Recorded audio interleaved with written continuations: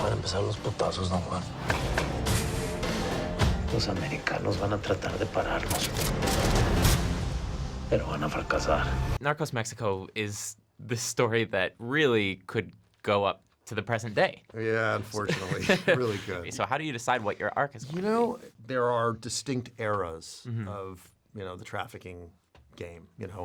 There is the era that began, late 70s and really ended with the murder of Kiki Camarena. It was kind of, and that was season 1. It was sort of the end of this, not just the end of an innocence, but the end of a really good idea. Like, let's all partner and we'll get the government involved with us because they're the government and, they could use a buck and this will keep us from killing each other. We'll be, we'll all be cool. But then there are all these things you can't really, account. You can't really control cocaine. Right. You can't control the government is, they're going to screw you if they can.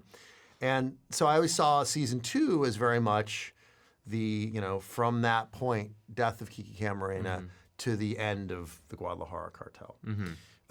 If you're no spoiler here, if you're looking at, Wikipedia, you'll see that the real beneficiary of the collapse of the Guadalajara cartel was the Juarez cartel, which was Amado Carrillo Fuentes, the Lord of the Skies. And so I always looked at it in terms of, okay, we're either Mexican presidential administrations or cartel supremacy and some version of that. And so I was able to say, all right, if I am going to do, 8 seasons, 5, whatever, how many seasons, I have in my mind pretty much where I want to, where I want to start and where I want to end in a given season. It's funny you said the word spoiler because, again, this is, for the most part, if you really wanted to know, you could look it up. For sure. It's kind of one of the great, it's actually something that I appreciate about our show, which is kind of the Wikipedia factor. I think that many times someone has said, wait, did Pablo Escobar really blow up an airplane? Yeah. And look at it and they go,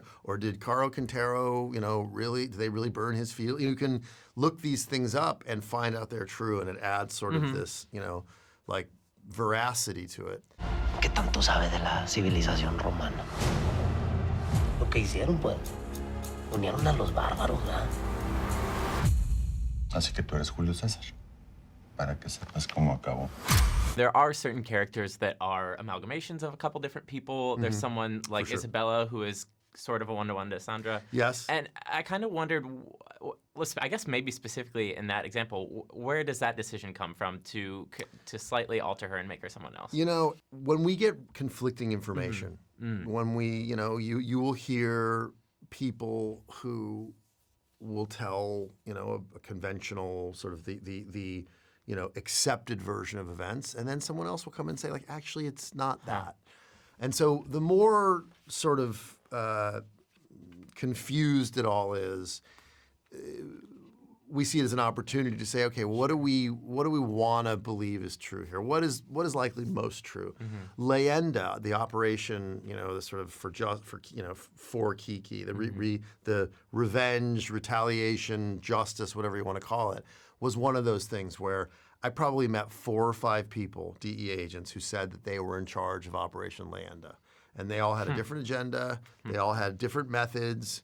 They claimed not to really know about the other guy, so, and what that allowed us to do was to say, all right, let's come up with a version that, that satisfies all of these and tells the story closest to the way we think it happened. At the beginning, you had talked about this being a different era, and when we meet Walt, we're meeting a different kind of agent. What does Walt represent then? A naive, hawkish sensibility that the problem, and again, I like stories about people who are wrong. Yeah. That's my favorite thing. It's like, you're wrong. It's like, I'm going to do this. And it's like, no, it's not going to work. And we've done this sort of rotating